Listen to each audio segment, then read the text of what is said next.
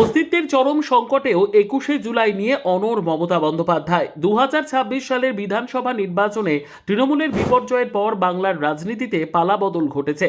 ক্ষমতা হারানোর পর থেকেই তৃণমূল কংগ্রেসে শুরু হয়েছে ব্যাপক ধস। শীর্ষস্তরের বিশ্বস্ত সেনাপতি থেকে শুরু করে নিচুতলার কর্মী প্রতিদিন ঝাঁকে ঝাঁকে প্রাক্তন মন্ত্রী থেকে নেতাকর্মী দল ছাড়ছেন। অস্তিত্ব রক্ষার এই অন্ধকারতম পর্বেও কিন্তু ময়দান ছাড়তে নারাজ তৃণমূল সুপ্রিমো মমতা বন্দ্যোপাধ্যায়। সমস্ত বিপর্যয়কে একপাশে সরিয়ে রেখে নিজের চিরপরিচিত আক্রমণাত্মক মেজাজে আগামী ২১শে জুলাই ধর্মতলায় শহীদ দিবস সমাবেশের ডাক দিয়েছেন তিনি। উত্তর কলকাতার নবনিযুক্ত তৃণমূল সভাপতি কুণাল ঘোষের উদ্যোগে আয়োজিত এক কর্মী সভায় ভার্চুয়ালি ফোনের ওপার থেকে মমতা বার্তা দেন, মাঠে ৫ জন থাকলেও আমি ধর্মতলায় যাব।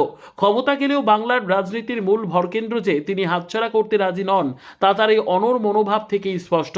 এই পরিস্থিতিতে ২১শে জুলাই নিয়ে মমতার রণকৌশল ঠিক কি হতে চলেছে তা নিয়ে চর্চায় রাজনৈতিক মহল।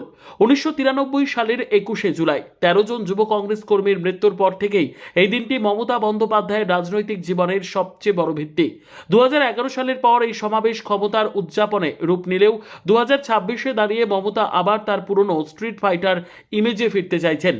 ক্ষমতাচ্যুত ভগ্নপ্রায় দলের কর্মীদের আবেগ ছুঁয়ে তিনি বোঝাতে চাইছেন, দলীয় অস্তিত্বের লড়াইটা ক্ষমতার নয় বরং আদর্শের।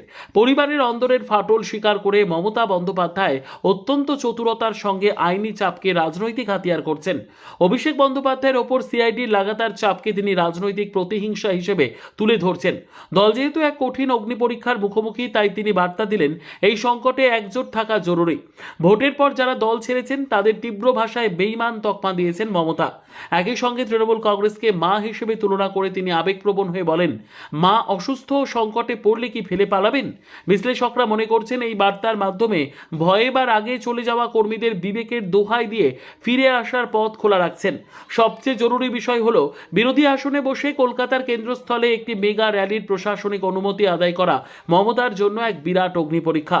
২১শে জুলাইকে সামনে রেখে তিনি আসলে দেখাতে চান, ক্ষমতা হারালেও রাজপথ এখনও তাঁরই দখলে।